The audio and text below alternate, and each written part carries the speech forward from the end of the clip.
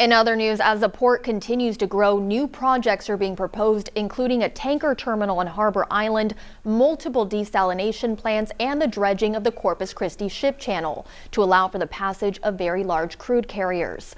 But some coastal residents warn the areas where these projects are being proposed are of great ecological importance, and industrial impacts could affect not only the ecology of our area, but also the tourism industry of our coastal communities.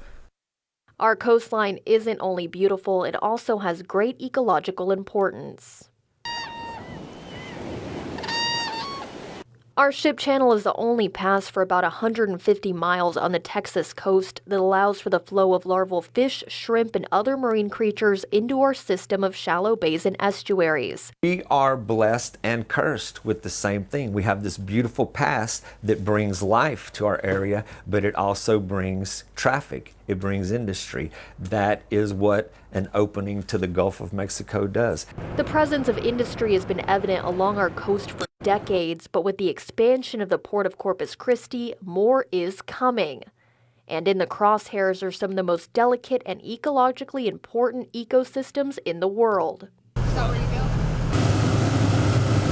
Every animal that lives its life in the bay, and many species that live its life offshore, spawn and begin life here because of its safety. Tourism is the second largest private employer here in the coastal bend, and the creatures and seagrasses who live, breed, and depend on these ecosystems are the lifeblood of that industry. We have been one of the #1 destinations for fishing in Texas since sport fishing has been available in Texas. We're really happy to have people come and visit and enjoy our natural setting and all the beautiful things that we have for them. Birds and fish and clean water, and we want to maintain that. We need to maintain that. And coastal residents and marine researchers feel increasing industry along our coastline could have devastating impacts, and they feel their warnings are being ignored. There's just so much risk. Why take all this risk? This is the impact zone for a hurricane. We won't be able to undo what is done. Can't we save one special place? But many do feel there is a way environment and industry can coexist.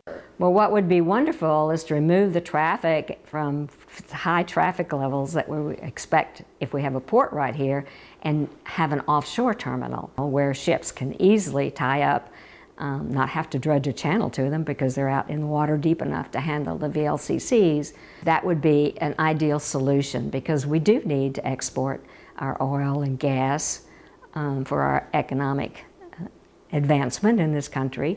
I think it can coexist.